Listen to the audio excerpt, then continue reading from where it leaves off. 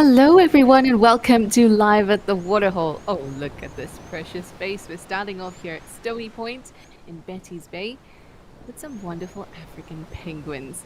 It's me, Trishala, and a happy new year to everyone. It's always a glorious start to the new year when you get to spend time in the bush, however, virtually or on the ocean, like these little critters. So I am really excited to be with you a couple times this week and a couple times next week, just filling some gaps.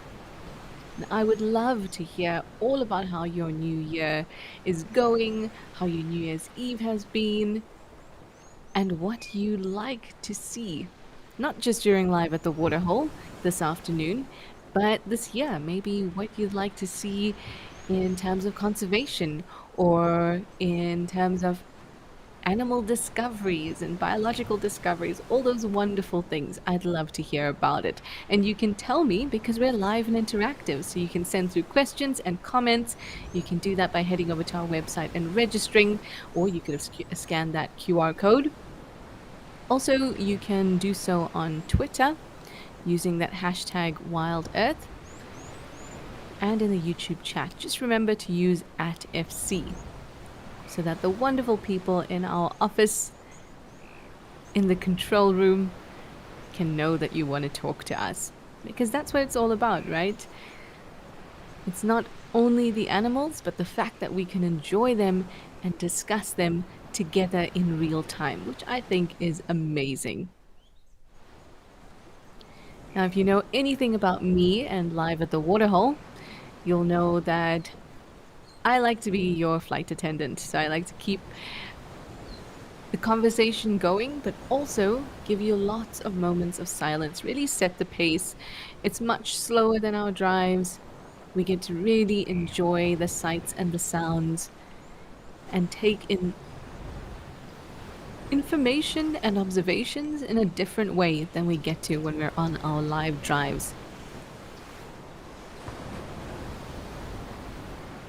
And Stony Point is one of the best places to do that.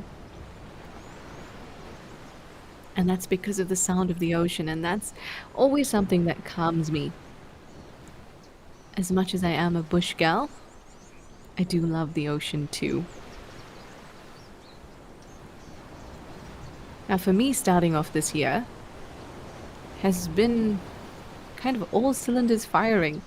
So, a couple moments to settle into Live at the Waterhole, watching this wonderful Spheniscus demersus, or African penguin, I think is a great start.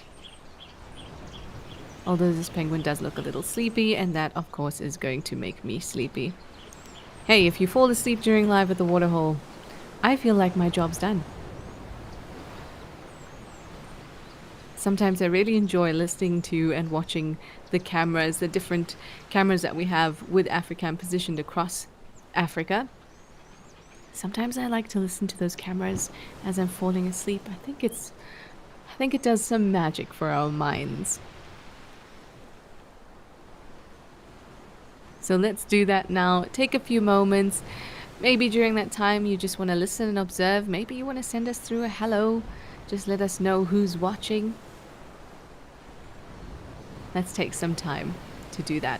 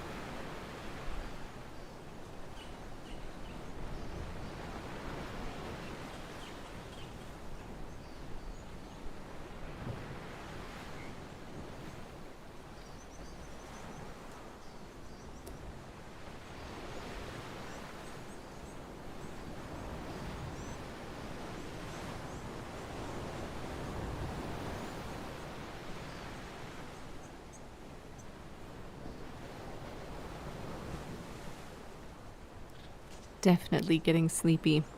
I have to wake you all up now because I think that a really great way to start off the year, and in fact, it's one of the ways I start off the year, is to kind of just go through the basics and refresh my, not my interest, but my knowledge. Go through the basic things like weight and height and social structure and things like that of the animals. Being a guide for several years, it kind of just becomes second nature. But it's always good to get a little bit of a refresher. Oh, Penelope Kenyon, you're saying hello and Happy New Year. Happy New Year to you too. It's always good to hear some familiar names. And we also love to hear from people who are joining us that they may be new to the Wild Earth community.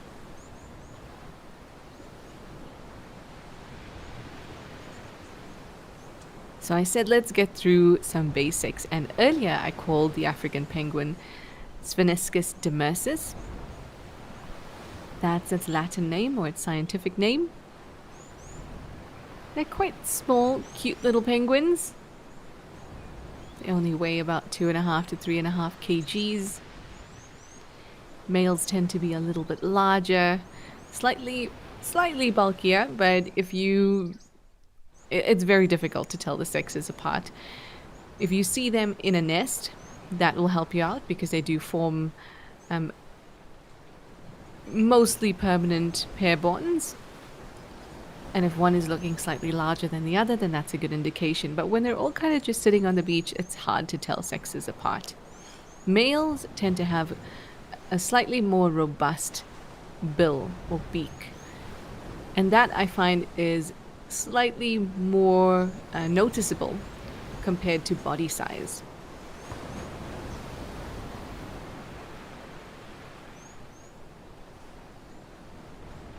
Apart from their black and white plumage, that's very obvious and very distinctive, you can see that there's these little pink patches above the eyes, which are also a distinctive feature.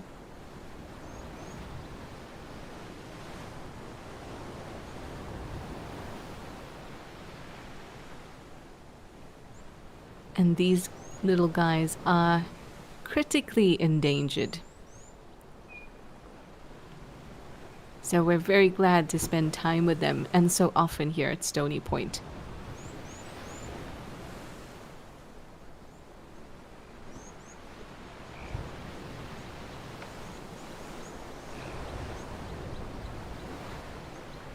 Now in terms of food, they love small fish, so things like anchovies and sardines.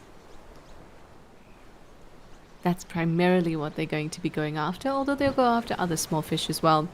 But anchovies and sardines make up a large portion of their diet.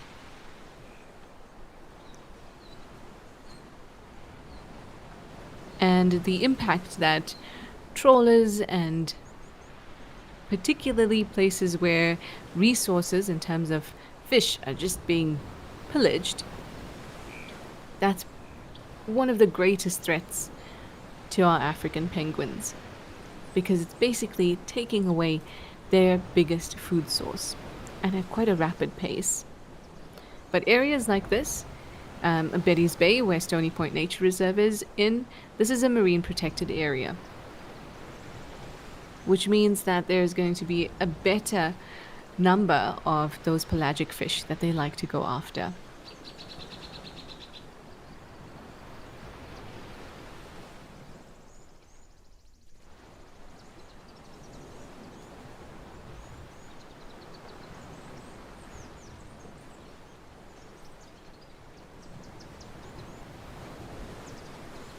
If we're lucky enough, we might even hear them call, which is a very, very interesting call. It almost sounds like a donkey braying. And they look pretty intense when they do it. And lastly, for our little brush up on the African penguin, they live in colonies, although they are not necessarily related within the colony. So just because the colony is very large doesn't mean we're sitting with family and extended family, because young penguins will disperse and they can be gone for a year and a half, 2 years even, before they return to their natal colony. Sometimes they may end up elsewhere, but with population in decline, they're only found on the South African coast and up to Namibia. And there's only a couple areas where colonies have really decided to set up camp and have a stronghold.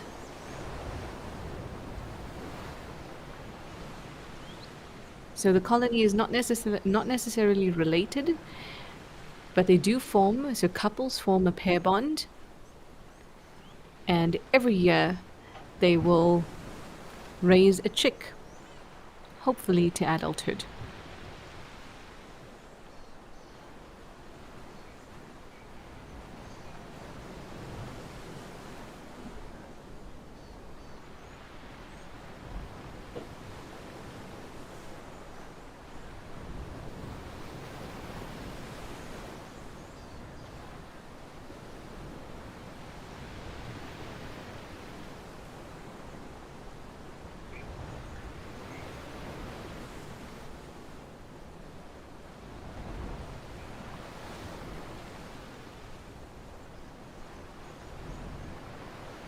Now, those lovely chicks are nice and fluffy and just adorable. But they only stay that way for about 2 months. Then they begin to fledge.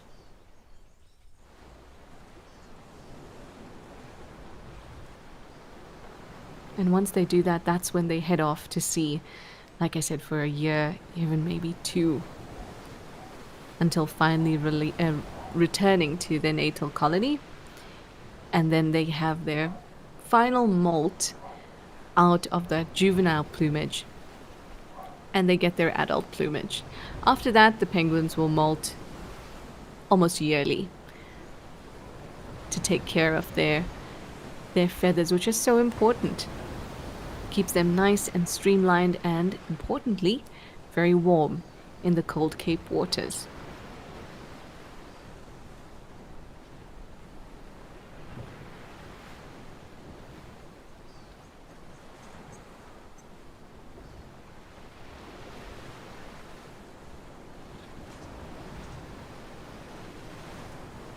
What else am I forgetting for a refresher? Oh, predators. Well, at the moment, their greatest threats, like I said, is the reduced biomass of the pelagic fish that they like. But other predators, particularly of those little chicks, are larger birds, predatory birds, and kelp gulls. You can often see them sneaking eggs away, pushing them away, trying to break them, stealing them.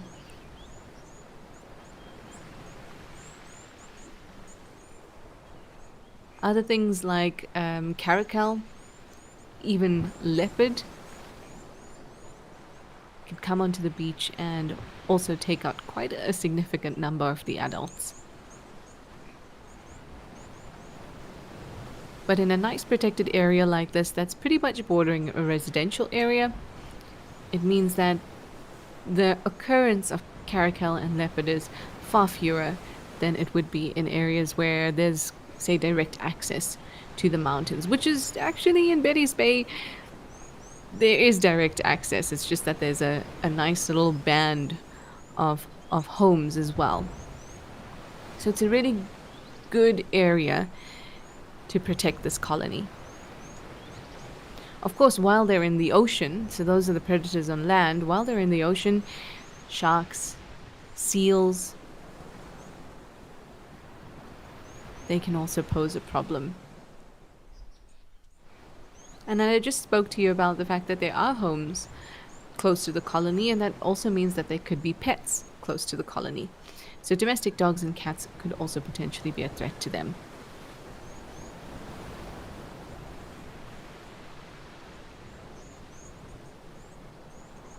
And I think that concludes our little wrap up, our little refresher on the African penguin.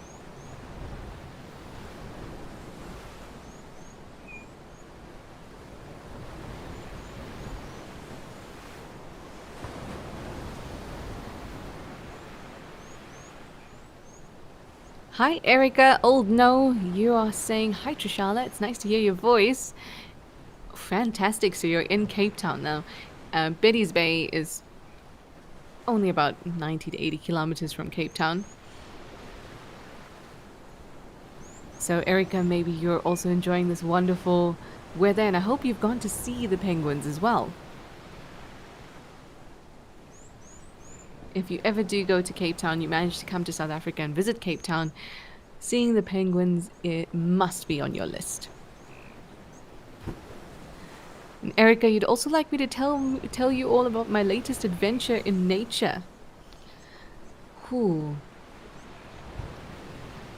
My latest adventure was in Durban, on the east coast of South Africa, but it was not too naturey. There were a couple monkeys, of course.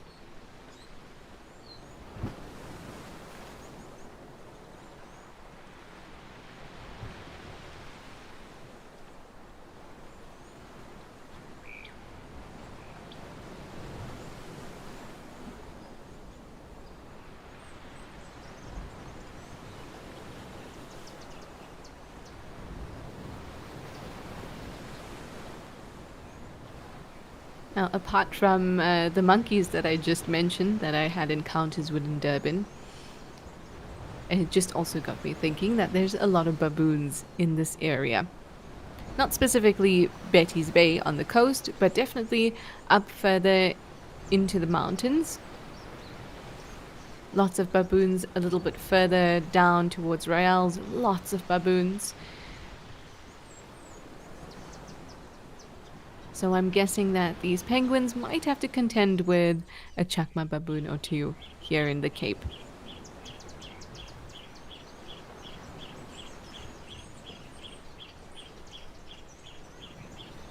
But other than that, Erica, I'll have a think. I'm sure I told you all about the pangolins in Vietnam. And hopefully, if all goes as planned, there might be another adventure on the cards end of this month. But we'll have to wait and see. Now we're off to Tembe Elephant Park. And we're watching a good old rumination.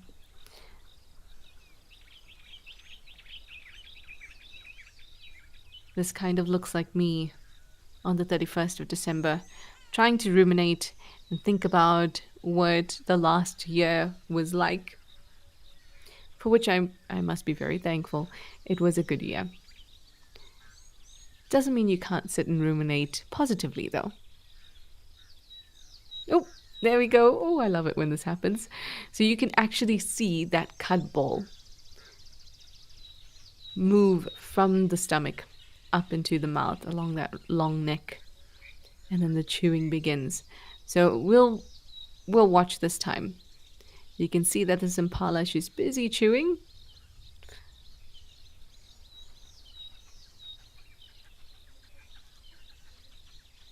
And of course an oxpecker. We had such a nice view, oxpecker. Now you've just turned her head. There we go. A nice ball of cud making its way up.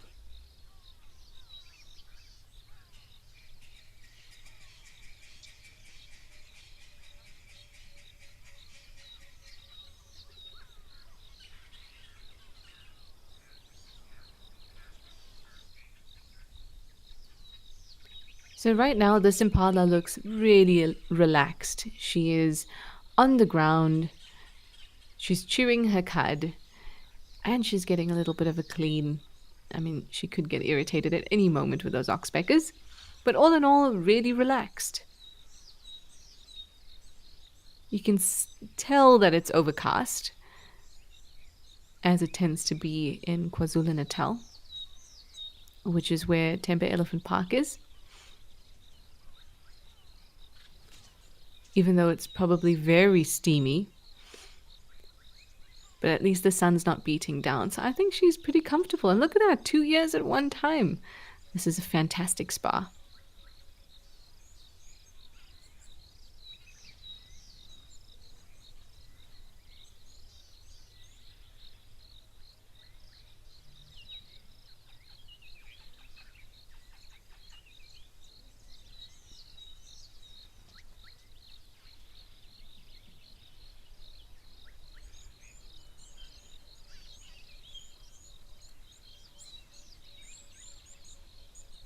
I'm surprised we haven't had any elephants. Sometimes during live at the waterhole, it's just an elephant party, which I love. But at least we got a good look at the sky there, and you could see that it is indeed overcast. Very, very cloudy. But it is hot and humid in this area. Oh, look, she's tilting down to get a better angle. Seems like an odd angle to be able to regurgitate another ball of cud. Let's see if she does it. She's still chewing the one.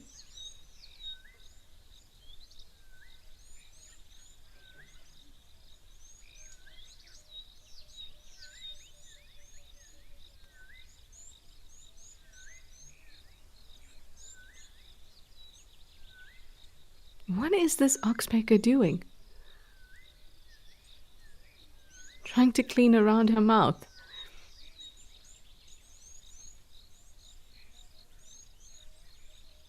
It almost looks like the oxpecker is feeding her. That's not happening, folks. Although it would be interesting.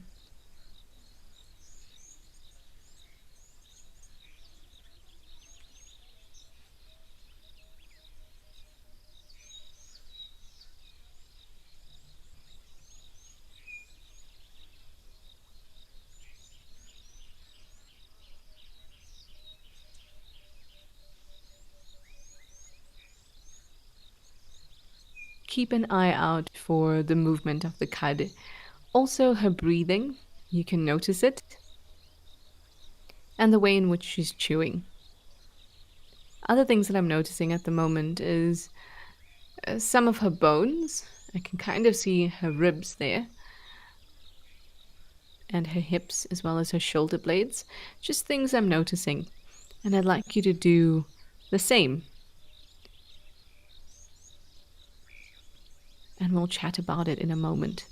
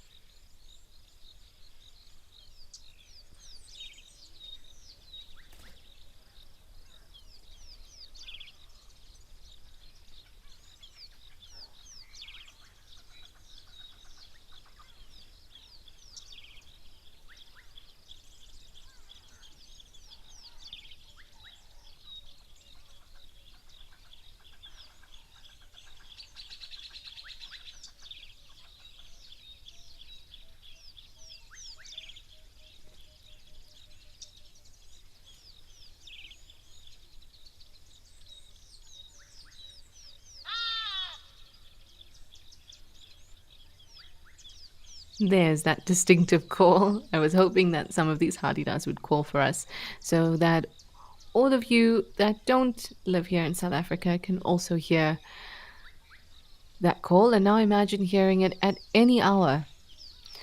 I've heard hadidas call on my roof at like 9:30 p.m., which is, they're very, very loud. And it can really startle you. But these ones look very chilled.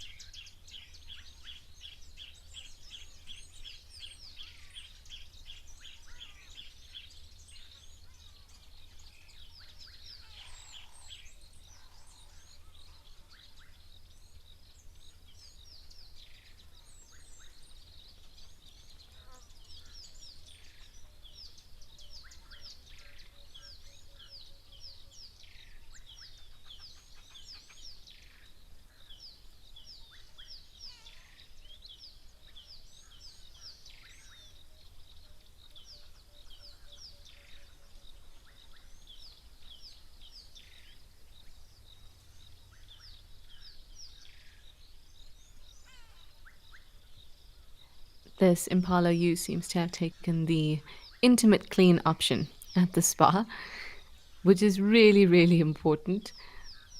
She's allowing these oxpeckers to get into some really sensitive areas around the eye there, and of course, around the anus at the back.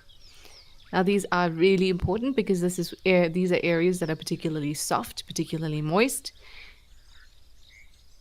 and so it's just ripe for infection.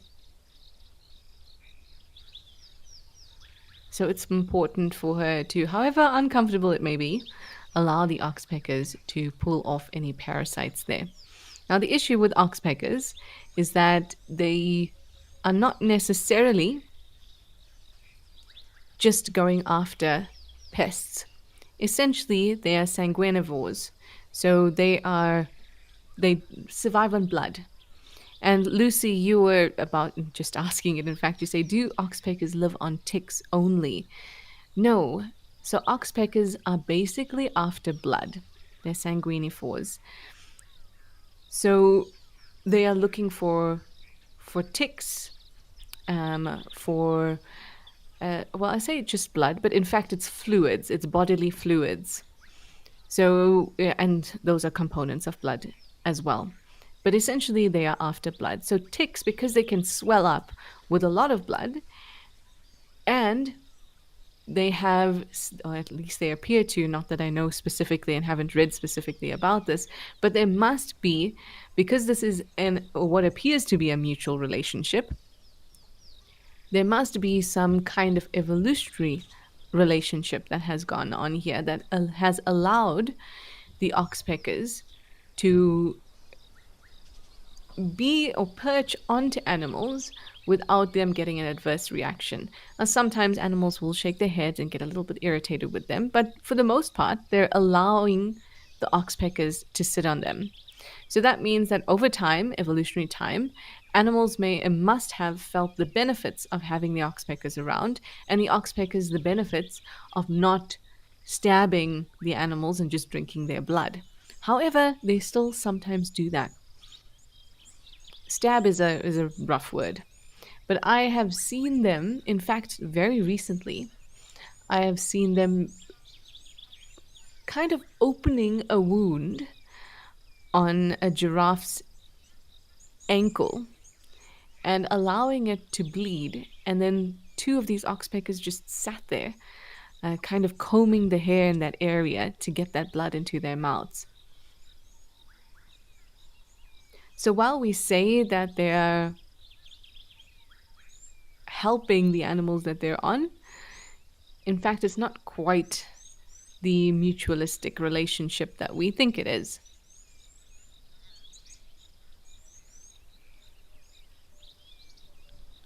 They have a habit of keeping wounds open. They have a habit of even going after dried blood.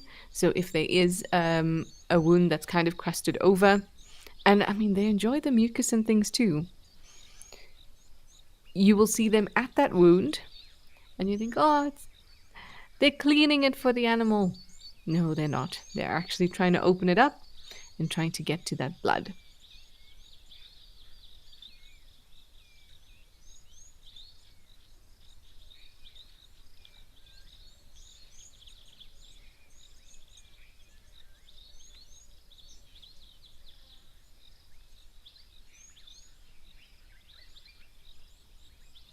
Now, the impalas, both the ones that we saw sitting down, or the one we saw sitting down, and this one,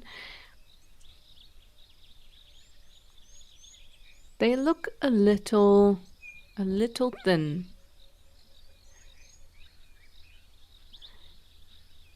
Now, most of them will have lambs at the moment that are about a month and a half old.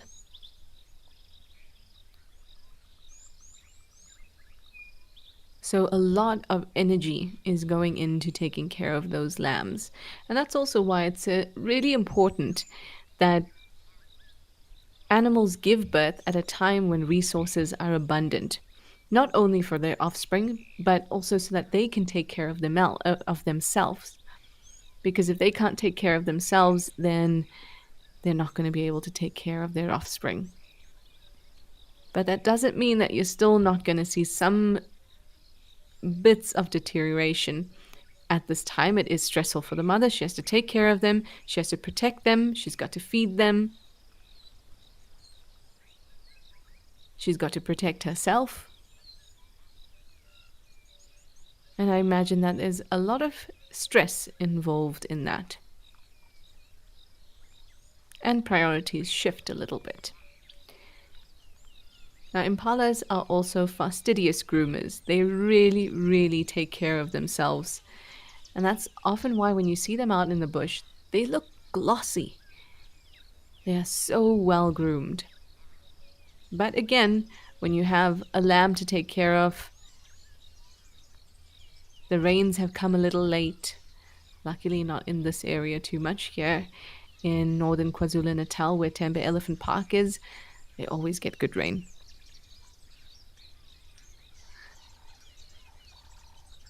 But considering all these factors, it's inevitable that, yes, there's going to be some deterioration, but what is most obvious is when an impala is not grooming itself as much as it used to. You see the same thing in impala rams around the rutting season.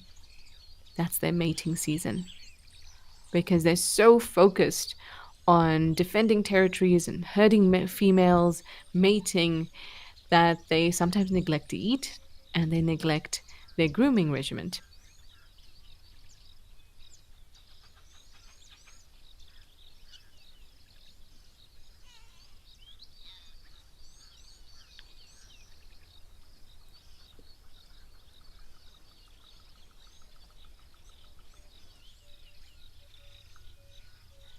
Stuck in bed. Hi, that's a really interesting question.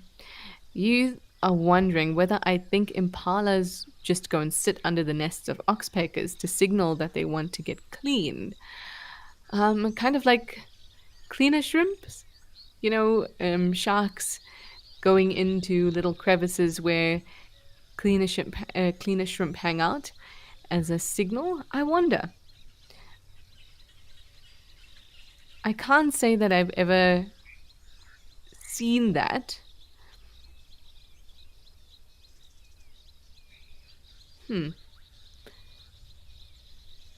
But definitely something to think about. So oxpeckers nest in tree cavities. And I think it would be difficult. Oh, who knows? Animals are always showing us that we don't know enough about them. But considering that they nest in tree cavities, I'd imagine it's quite difficult to know that there's anybody in the nest. And it would be quite difficult to stand underneath or of the tree where it's fairly exposed. Because also they're herd animals, so they want to stick together as much as possible. But I don't think it's impossible what you're saying, stuck in bed. And we know that animals can learn. And if you notice that, every time I stand under this tree, they seem to come out pretty quickly, I think I would repeat that behavior. But that's a really, really interesting thought.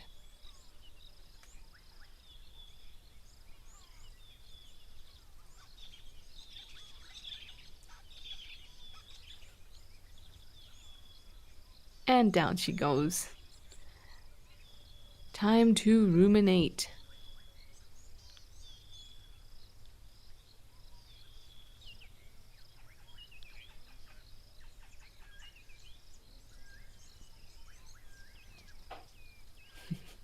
Looks like she's also getting a bit of grass there as she's doing it. Why not? If there's so much abundance and she is looking a little skinny, try and get as much as possible out of everything around you.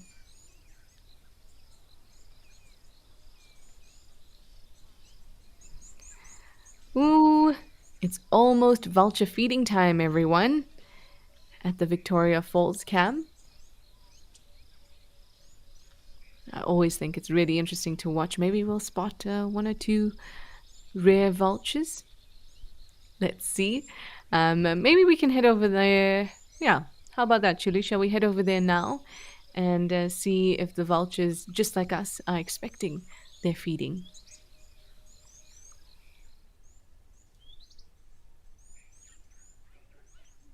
Oh, just in time. Everyone's ready. We've already got the rangers out there. I just find this spectacular. I'm going to keep quiet because this is really something to just feast your eyes with.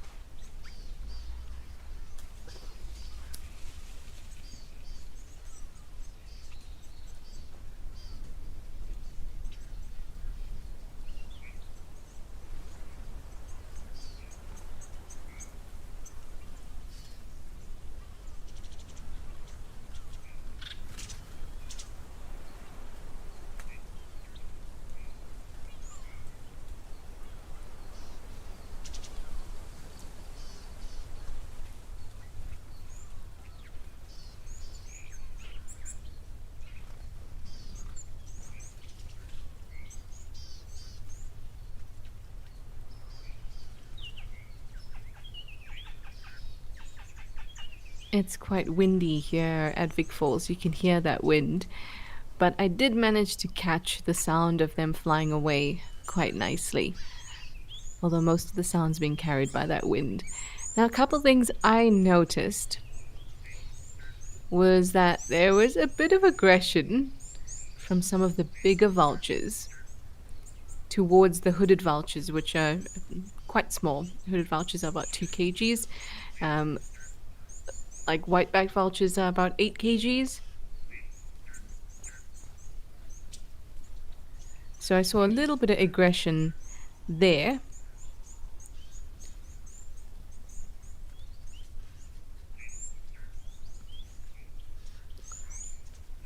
I'm sorry, not the hooded vultures.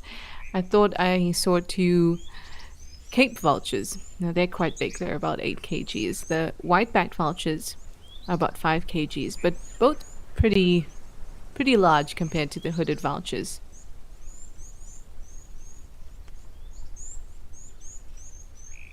Now, what do you think of a situation like this?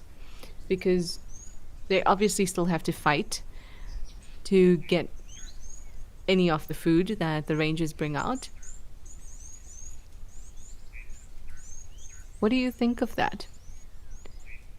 Now, I actually think it's a good thing, because if each one of the vultures individually got a piece of food, I wonder how much of a reliance they would start to have on these kinds of exercises.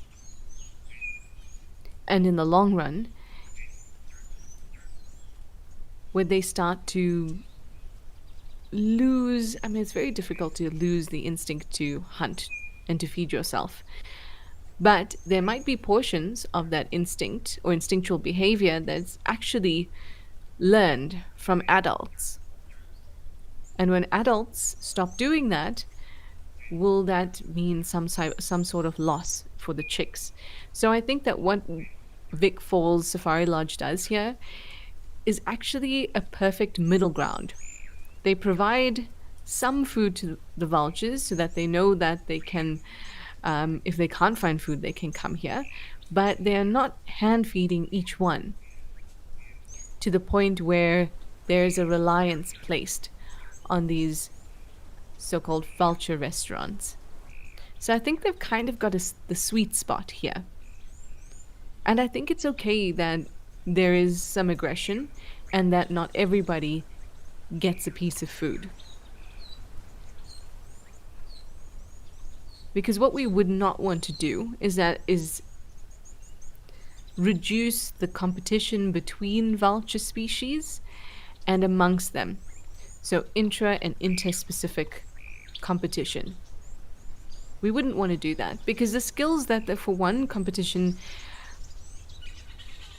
allows a species to better adapt, to change, to strategize. So competition drives a lot, so we wouldn't want to reduce that. And also competition is a natural part of being a wild animal, and not just a wild animal, being any animal, whether it's a domestic animal, whether it's an insect, whether it's us humans. Competition is a very natural part of us existing.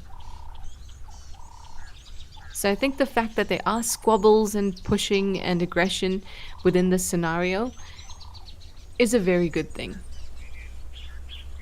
It means that we can help while still retaining, or at least helping to limit the long-term influence we have on their behaviors.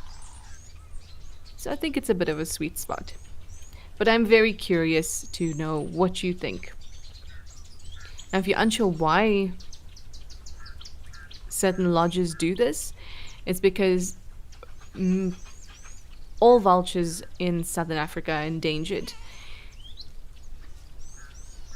And a lot of that endangerment is not just a result of vultures being persecuted, which they have been historically and continue to be, but also vultures are scavengers. So they're going after meat that has already been dead and sitting for a while. Now, sometimes animals may be killed with bullets, And though vultures are really amazing at being able to process pretty rancid meat and meat that has is infected with disease, even though they're really good at processing those things, they're not immune to lead poisoning. So if someone shoots an animal and the animal sits there and then the vultures find it, they feed on this carcass, they'll very likely die from lead poisoning. Other serious bacteria like anthrax can also cause them problems. And some people will specifically poison carcasses to kill vultures. So having a space like this that is completely safe, where vultures can eat and we know that they're feeding on safe meat, is really important, especially because all our species are endangered.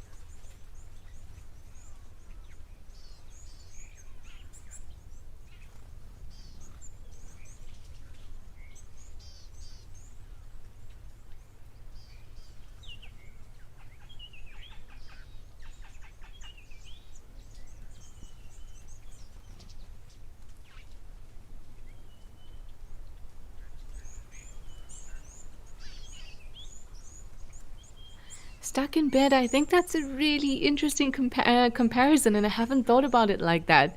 So, Stuck in Bed says that she thinks it's awesome as long as it's monitored, and it's kind of like a waterhole for the sky. I really like that comparison. Now, you might think that, well, waterholes are natural and they form, very naturally all over the world, but not so much. Things like dams are man made. Rivers, okay. Seasonal pans, yes, naturally formed.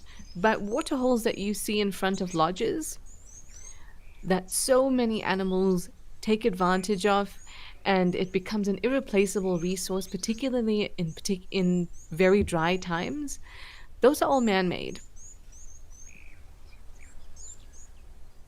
Very seldom does a lodge have the opportunity to build right outside a natural waterhole. And during the dry season, if it was a natural waterhole, it would dry up.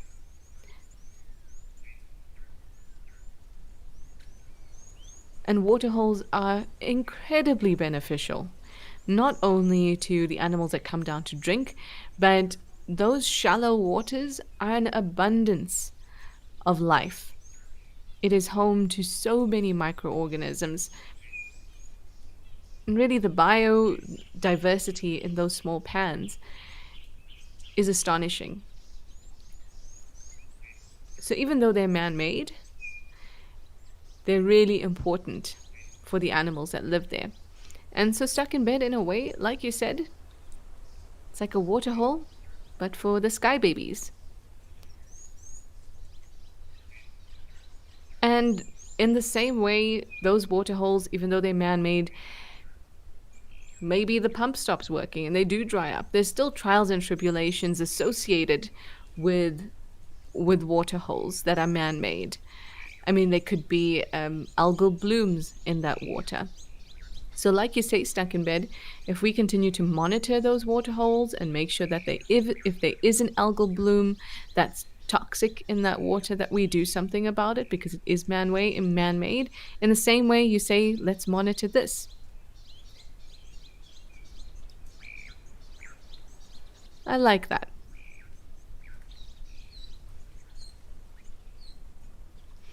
Catherine, that's another really important point. You say that you think it's amazing that they don't beg for food or take it right from the person who's feeding them, like, from their hands.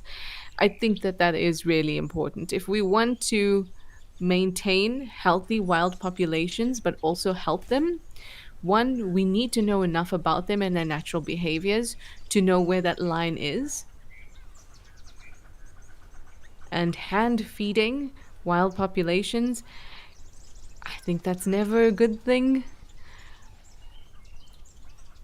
For one, there's no need to do that.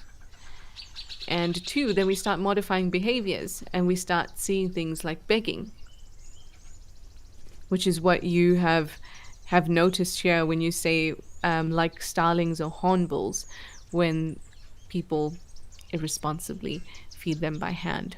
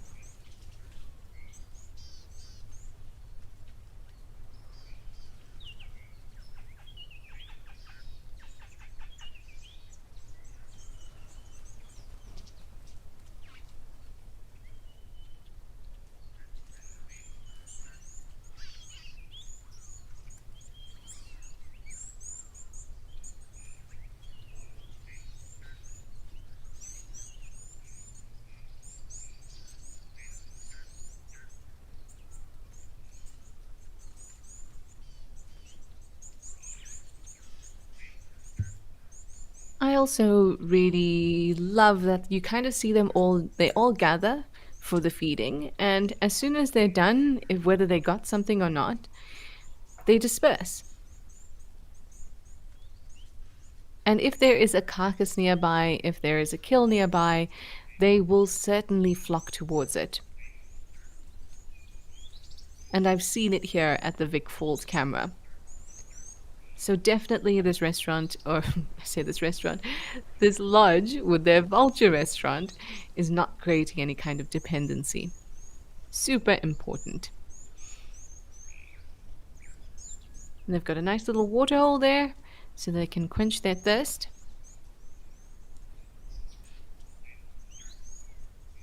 And maybe that's all they managed to get. And that's okay because they feed the vultures pretty regularly.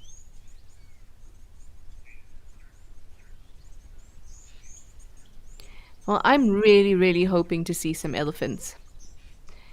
And so far, we haven't seen any on the different cameras, but we're going to take a little break from the vultures for now, and we're going to head over to Tau.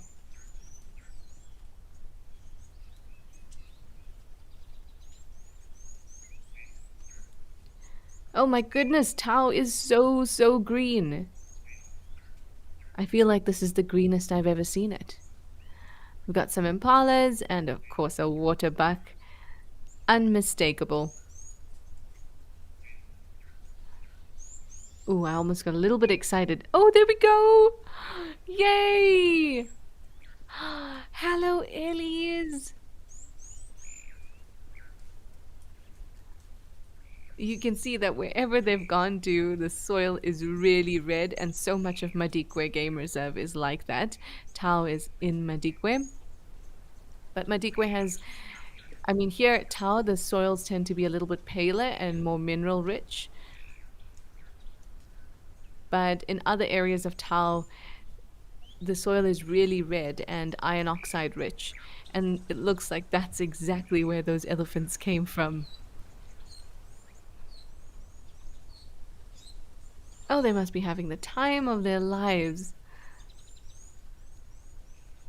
And grasses make up the majority of elephants' diet during this time. When they're abundant, when there's been nice rains, and grass growth is just verdant and juicy. That's where it makes up about 80% of their diet. Now, during the drier winter months, they'll swap. They'll switch over to more leaves, bark. They'll dig up roots, things like that. And grasses will only make a small, small percentage of their diet, at most 20%. Yes, come down to the water, please. That's what I've been waiting for. This is live at the waterhole after all.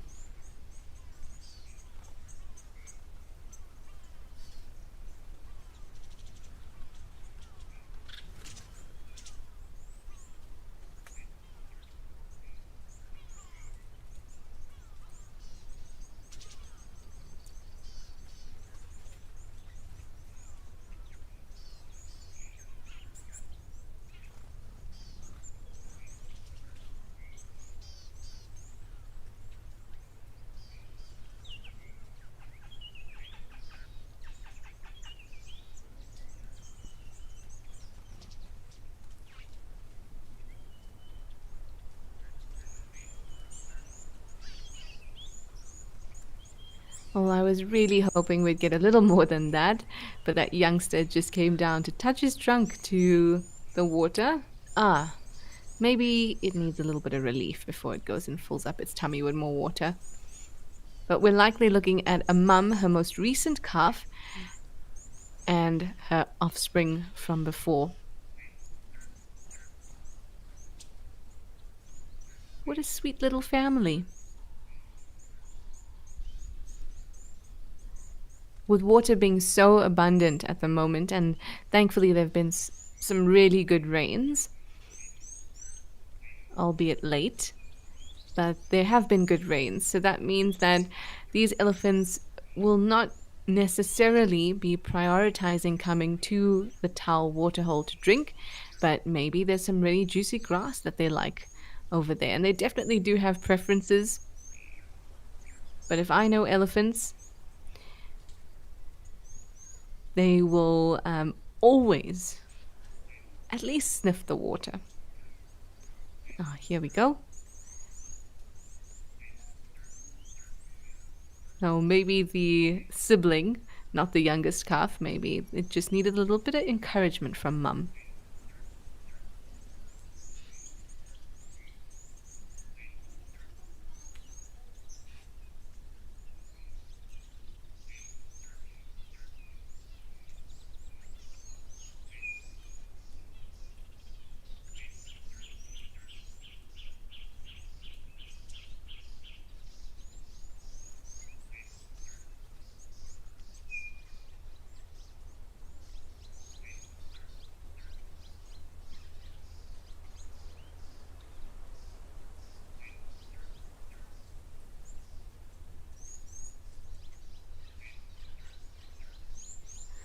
How sweet are these two little ones in tow, as if they're a little bit scared?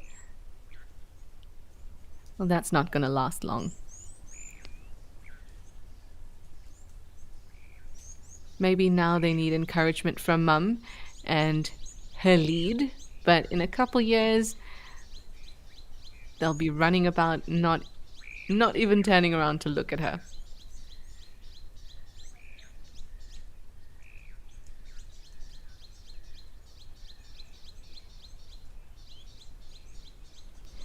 Mindy, you also think this is the greenest it's ever been here at Tao.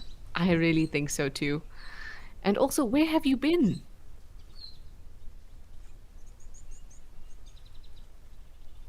I decided to do some research for you, Mindy, but it happened, the research happened about a month ago when I was doing live at the waterhole. I think it was in December, beginning-ish of December. And you were asking about birds, and particularly why some areas seem to have very large birds and others have small birds in comparison. And now, Mindy, I've forgotten it all. That's what happens with new research. You've got to really get it stuck in your head. But seeing your name now definitely reminded me. I do remember I was not able to find anything specific about bird size, but I was able to find how temperature changes can influence bird size. And then I needed to go through and see if whether the areas that have the largest birds have a certain temperature gradient and do those kinds of comparisons. So thank you for jumping on board, Mindy. You've reminded me of the things that I want to research. Darkmane Lover, thank you so much for your wishes. I also hope that this is a great year for you as well. And I'm very happy to be here with all of you for Live at the Waterhole. I definitely don't get to do Live at the Waterhole as much as I used to be able to. But it's also quite a good thing, because when I do come on board and spend this time with all of you, I very much enjoy it.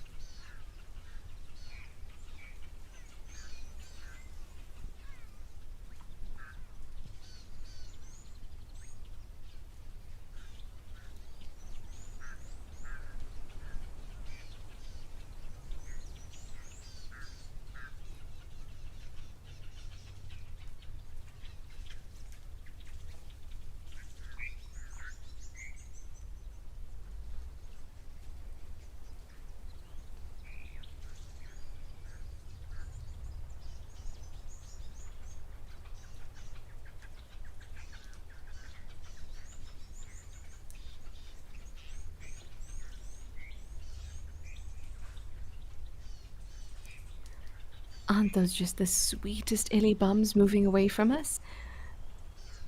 Big, medium, and small.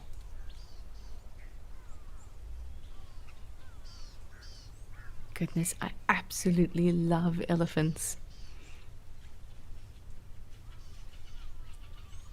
I think the animals that I miss most when I'm away from the bush for too long are elephants, hyenas, and chameleons.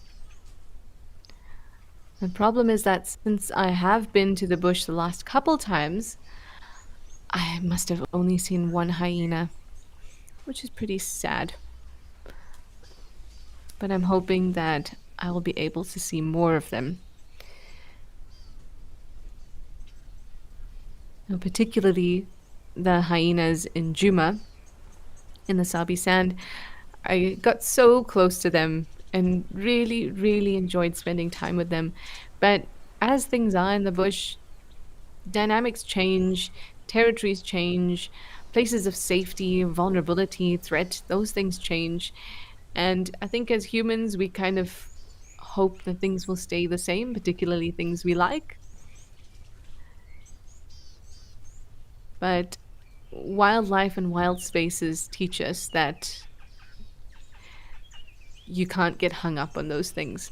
You gotta just move on because that's what everyone in the bush is doing. Moving on so they can get the best chance of survival. But I still hold hope that I will see the Juma clan. Thankfully, I got to see lots of elephants though. And I get to see them here during Live at the Waterhole.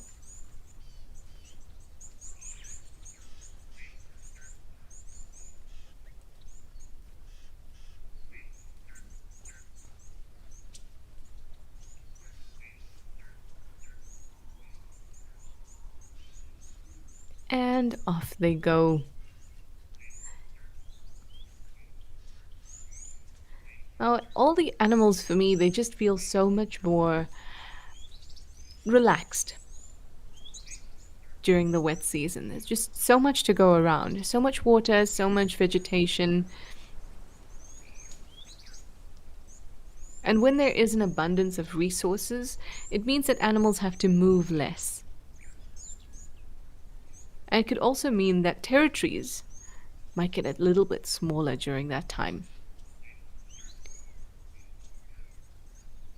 Because everything they need is contained within a smaller area. Now, that could be a bit problematic for those highly territorial species like leopards and lions. But at the end of the day, it comes down to, are my needs being met?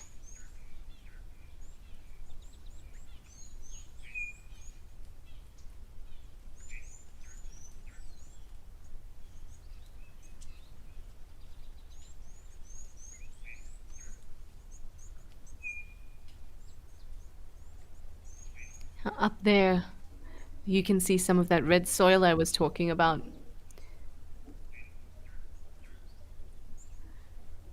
I also wonder how the crocodiles are doing here.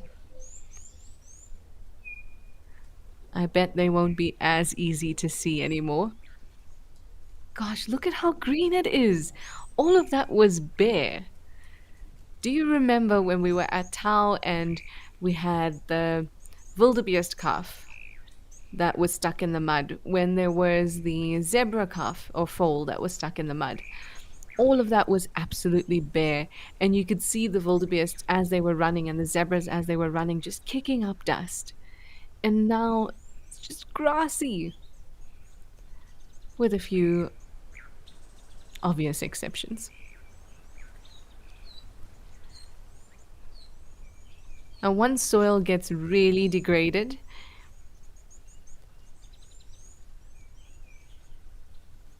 proper action needs to be taken, and just wetting the soil is not enough. Because soil microbes can also die. And it can cause water to just kind of run off the surface instead of being absorbed into the soil. So in those areas on the right where we saw patches where nothing was kind of growing, I suspect that maybe that soil is heavily degraded. But again, this happens in nature. And you might find that if a big buffalo herd comes through, for example, and breaks that topsoil, that hardened topsoil, that it might regenerate. And then suddenly we get grasses all over on those spots too. Now, here's two animals that are very excited about the grass as well, the Egyptian geese. They love a bit of grass, but particularly grass seeds. So the little inflorescences on the tops of the grasses, which are essentially flowers, they go and nip those and get those seeds that they like.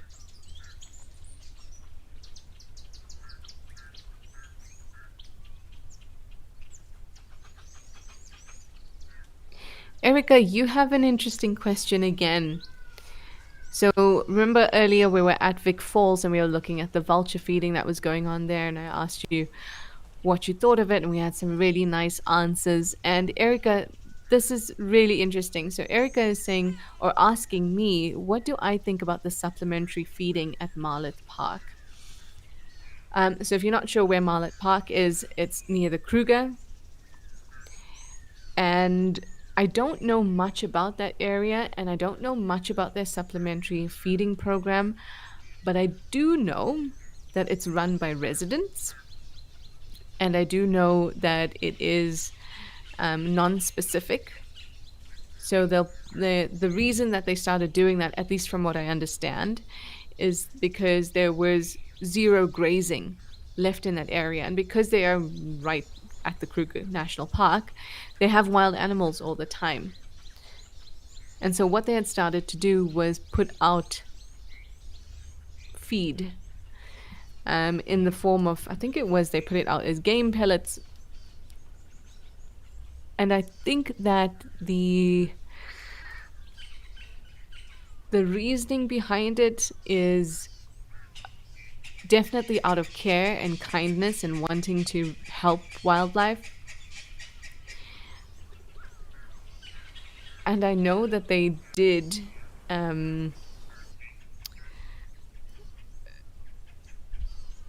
speak to quite a few, guides, rangers, as well as people involved with the park. So they were experts involved in these decisions. And I remember at one point, I can't remember if it was when it was, but they had they wanted to do game capture. So that just means that they're counting the game in the area. And in order to do that, they needed to move game into the bomas.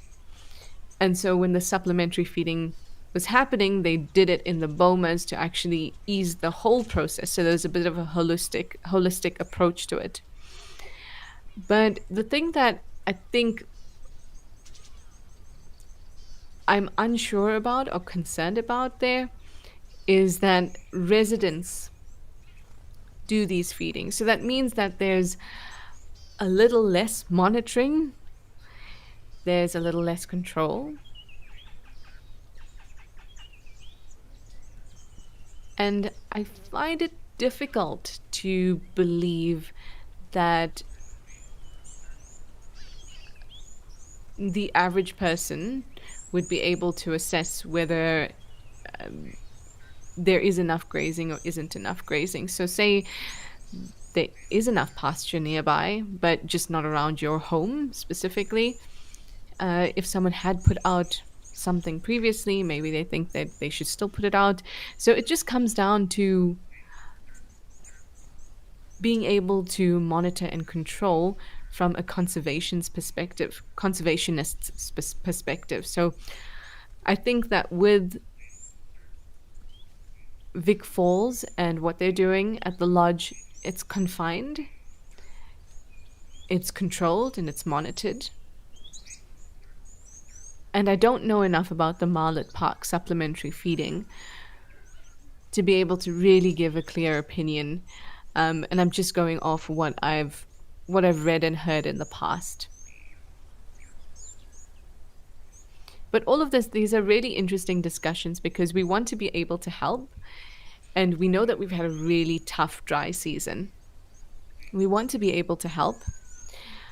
But oftentimes what we think is helping is not necessarily helping. And I mean, just think about yourself. I know as a child, and I saw an animal that was sick or injured, or, in my opinion, looked lost. What did you want to do as a child? You wanted to go grab it and help it. And you don't have access to what that animal actually eats, so you end up feeding it, I don't know, cereal or pro-neutral if you're South African and you find a baby bird. Um, and then you grow and you learn. But I'm lucky that my life went in the direction of learning more about animals. But what if you don't know a lot about animals, but you still want to help? So I think there's a lot of, it's an interesting discussion because there's a lot of things to consider. And it actually makes me wonder if having a ranger or a conservation expert of some sort available as kind of an expert that the community can reach out to at any time, whether that's an important thing for different suburbs across South Africa. And I can only, of course, speak for South Africa. And not just have that kind of advice confined to wild spaces and nature reserves. I think that might work really, really well, in fact.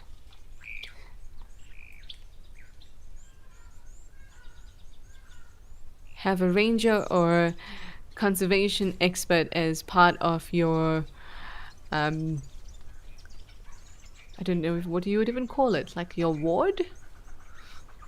You get what I mean. I think that would be really interesting. All right, let's leave the very green, very impressive Tau in Madikwe and head over to my favorite waterhole. Can't pick favorites, but let's head over to Oldonyo in Kenya.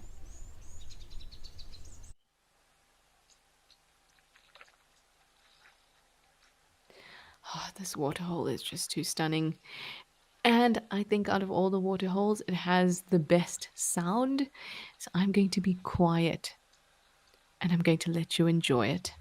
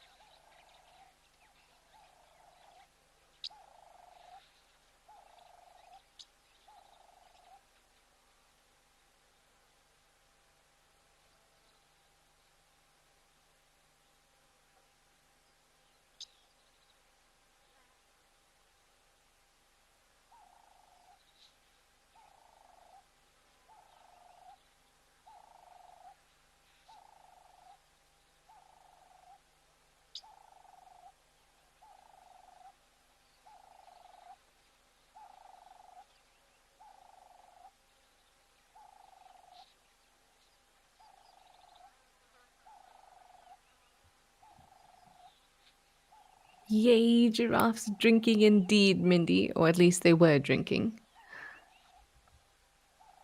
Maybe he'll go down for another. But he's listening out for something. You can see the ears moving.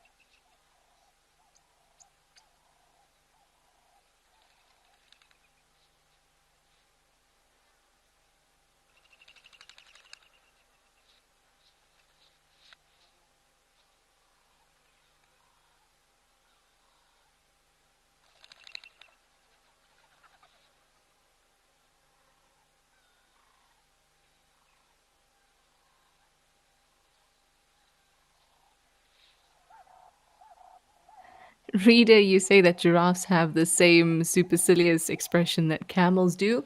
Yes, and I also think buffalo do as well. Buffalo, maybe a bit more obstinate. But yes, they giraffes and camels definitely have this look like they think that they're better than everybody else.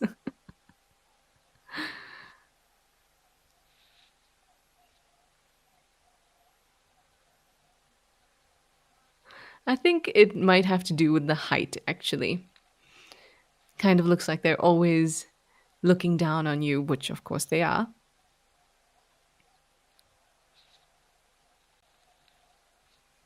He's quite a magnificent bull. You can see just how shiny the tops of his ossicones are. Definitely been in a couple fights during his time.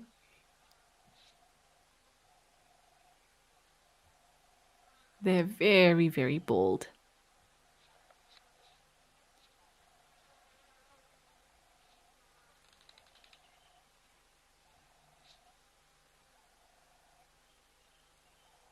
Wow, it's so interesting to see up close how he cleans his nostrils with his long tongue. I always find that giraffes' ears look disproportionate, especially from this angle. With that kind of height advantage, though, it really makes sense that vision would be very important to them.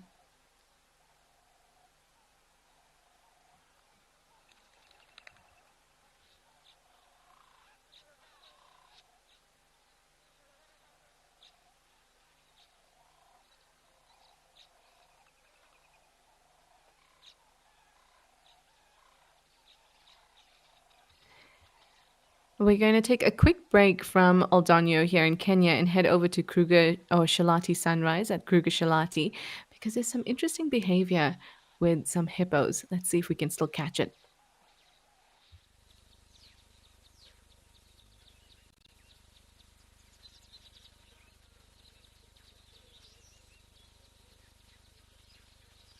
Let's just take a moment to observe. You can see that it's biting the water. But let's just take a moment to observe. There's two of them. One's clearly larger than the other. The one that's more out of the water is not a very large hippo. If you look at the shape of the head or the size of the head compared to the other, I think the hippo that's further underneath the water is the larger one. But let's just take a moment to observe.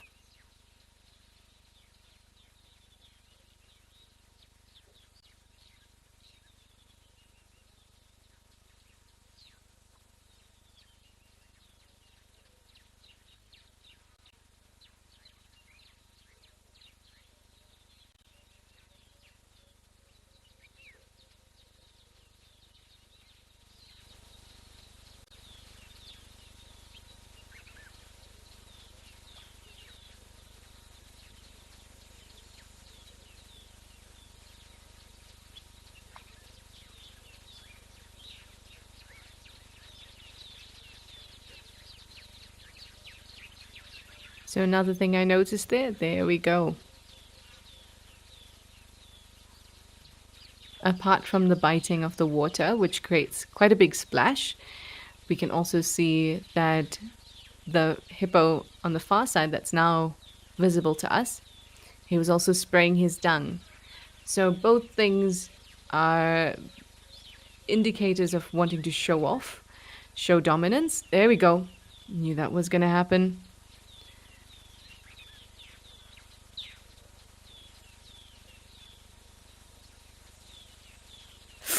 Ooh.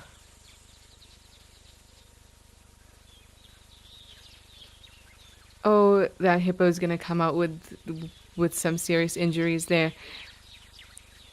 The larger dominant hippo, the one that was spraying his dung, managed to turn the other hippo over and actually get his teeth onto that very delicate, soft area under the belly. So that biting of the water, now hippos do drink like that as well, but that was a very aggressive biting of the water, intended to create splash and also to show off the size of the canine teeth and the tusks. So that was definitely a dominance display that we were watching. Oh no! Hopefully we'll be able to get that cam back up in no time.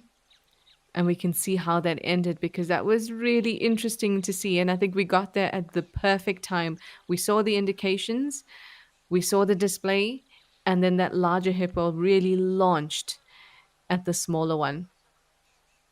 And I think there's going to be some serious injuries there. And hippos have, like elephants, have two tusks that are modified canine teeth. And then the modified incisor teeth are very straight and jutting straight out. So they don't necessarily have to bite in order to injure. They could even just stab. But our director Chulu is on it. He says that he is sorting out that camera, giving it some TLC, and then hopefully we can get back there and see what happened.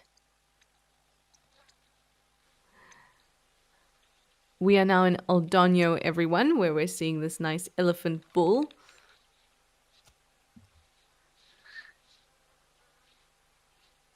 I have a feeling he might be experiencing some dental issues. I've seen this with elephants before when they have an injury on their tusk or some sort of discomfort. They'll push against a tree, but in a different way, not trying to push it down, kind of just like leaning on it. Okay, we've got the Shalati cam back, so let's head over and see if anything has changed.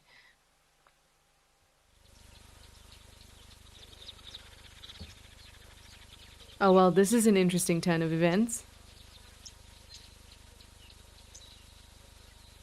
Are we all friends now? What's going on?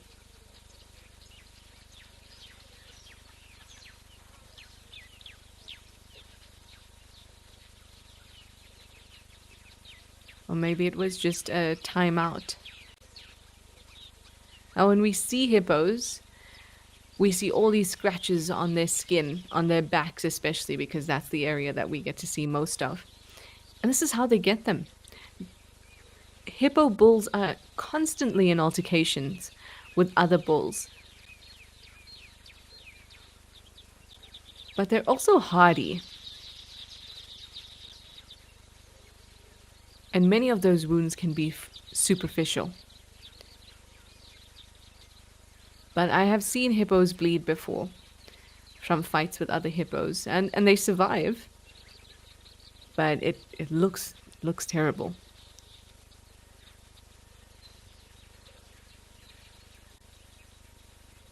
No one's displaying just yet, but I think it's just a matter of time. Exactly, Mindy. You say maybe they just had to establish a pecking order. Absolutely. One was definitely smaller than the other, and the bigger one has to show his dominance. He's got to keep subordinate males in line. Now, hippos have a harem social structure, so that means that there's a one single dominant male and females and his offspring.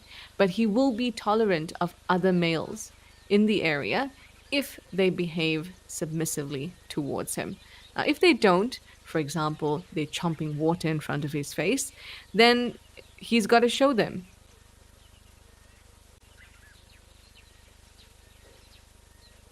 And unlike humans, most animals don't feel this need to um, finish the fight, be the one that, continue to go once it's quite clear that there's one individual that's dominant and another that's submissive. Once that's figured out, most animals just stop. The hierarchy has been determined. One is dominant over the other, unlike humans who seem to like to carry on for a little longer.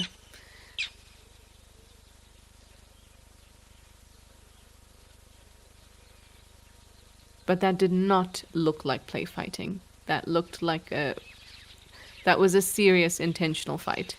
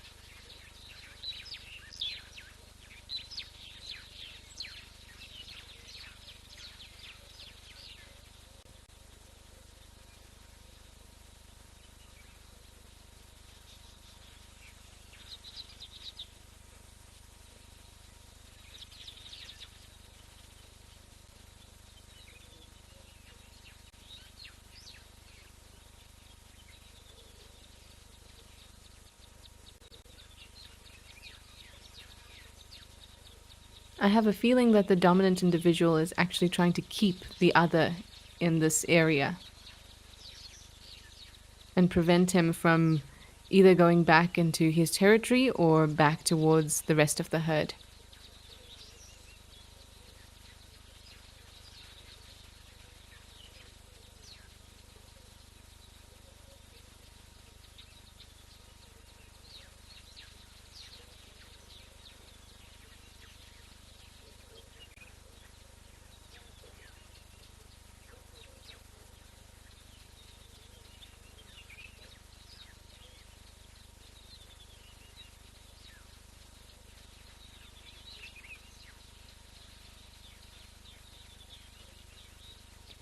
Yep, this dominant individual is definitely trying to push the submissive, well, he's not being very submissive, but pushing the other individual further away from his territory,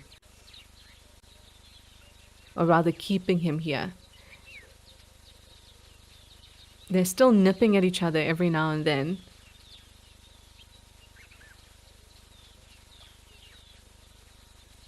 Look, he's got his face right into the center of that other hippo. Now, if they both manage to get out from underneath that little sheltered area, I think there's going to be a big fight again.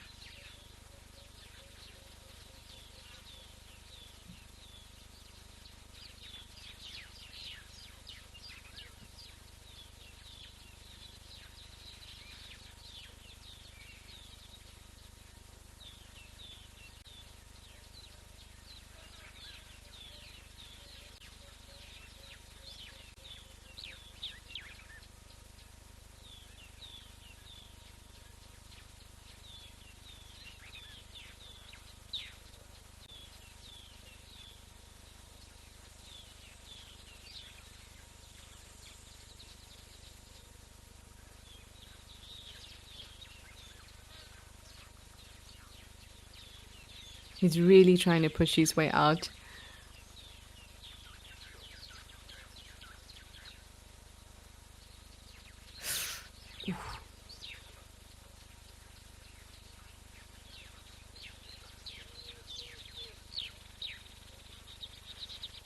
SH17, absolutely. You say, wow, would not like to be the younger, smaller hippo. Definitely not. Imagine being kept in your place by this giant mouth filled with daggers, essentially.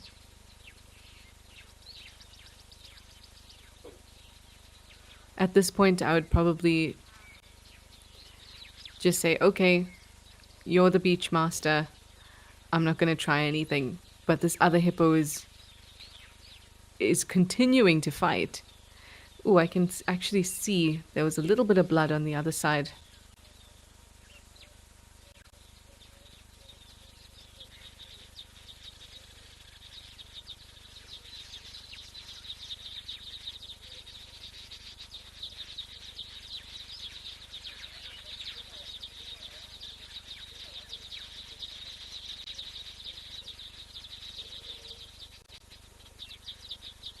Oh my goodness. That was a lot of blood. Oh my goodness.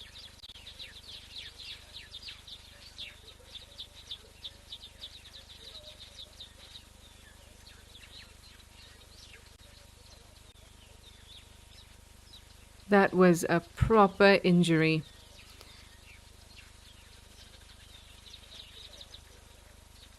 Now he's made a run for it. I think he's ticked off the dominant male a bit too much now, and the dominant male, I think, won't stop until he's completely out of his territory.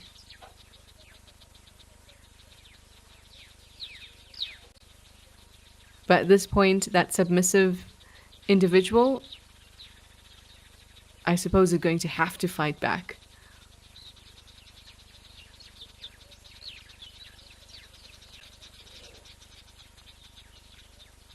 Wow, he's chasing him right up, and so quickly. We can barely keep up.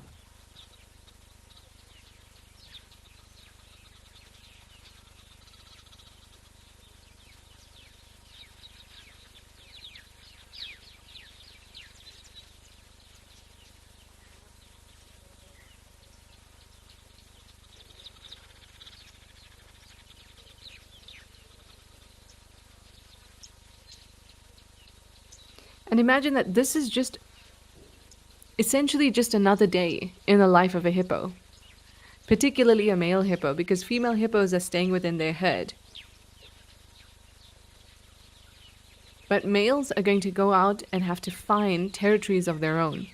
Now, what do you do when most of them are already taken up? Yes, you can be submissive and just wait for the opportunity to become dominant, or you have to put up with this constantly.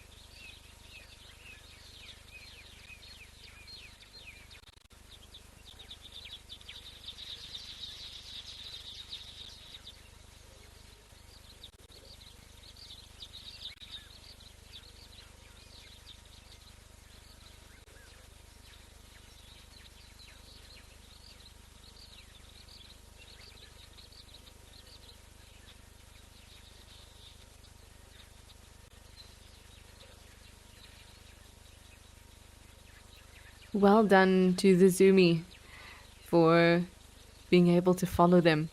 Look at him, he's absolutely chasing him all the way out.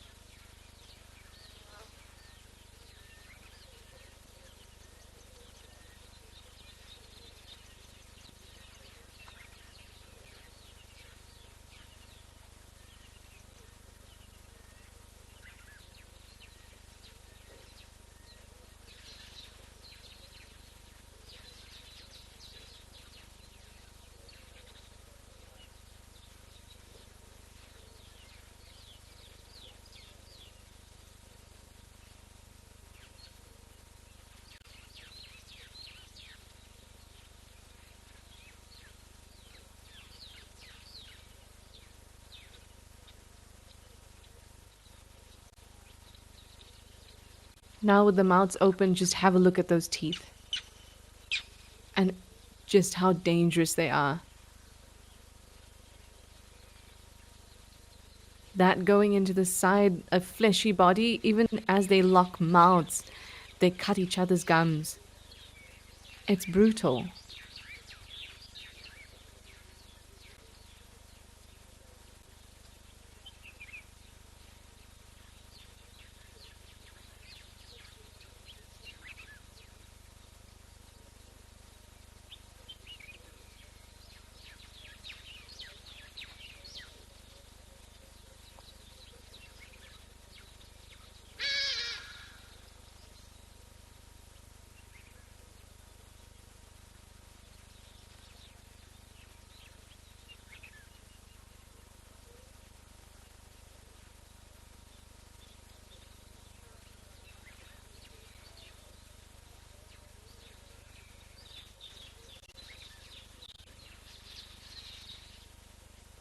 They're both still going at it. You have to wonder what are the options right now. If the hippo gets up onto land and moves away, yes, they can move pretty fast, but water is their place of safety. And that's when they can move really fast. But getting out of that dominant bull's territory is the #1 priority. However, is it even thinking that, considering that it's been injured and is probably sustaining even more injury?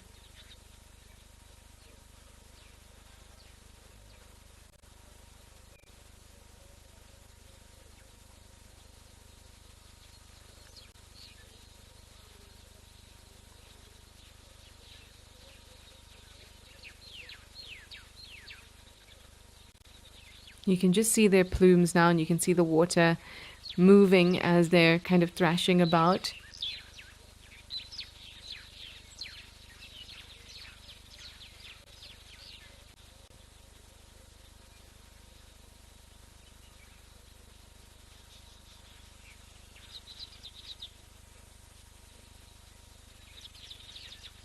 Looks like they turned back this way.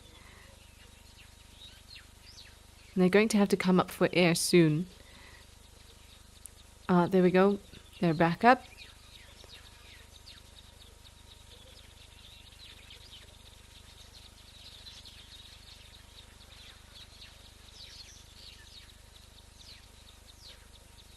They've kind of just moved off to the left.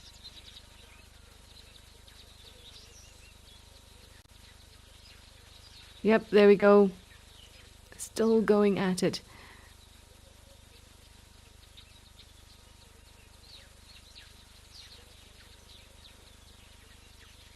Both kind of look like adults. The other one maybe still sub-adult.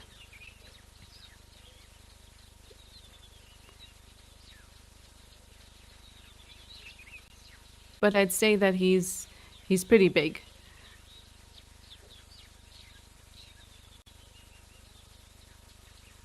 They reach maturity between about 7 and 8 years old. So I'd say that younger bull, maybe about 7. Still a little bit to go, but it's not small. It's just smaller than the dominant bull.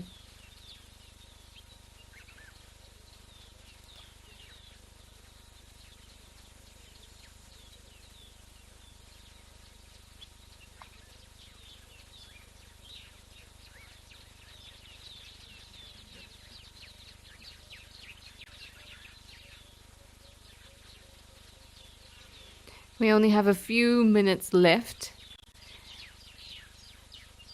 And before all of this started, Erica was just giving me a little bit more information about what goes on at Marlet Park in terms of feeding. Thanks, Erica. I'm going to go do a little bit of reading and see exactly how these animals are fed. I think it's quite difficult when residents are the ones doing the feeding. And then Rita, I really wanted to address your question. We just have like a minute left, but you were saying, is it not part of the problem that reserves maintain greater densities of animals that the area would naturally support? It is 100% a problem. 100% a problem. It's something that is difficult to navigate, and especially reserves that are fenced and are limited.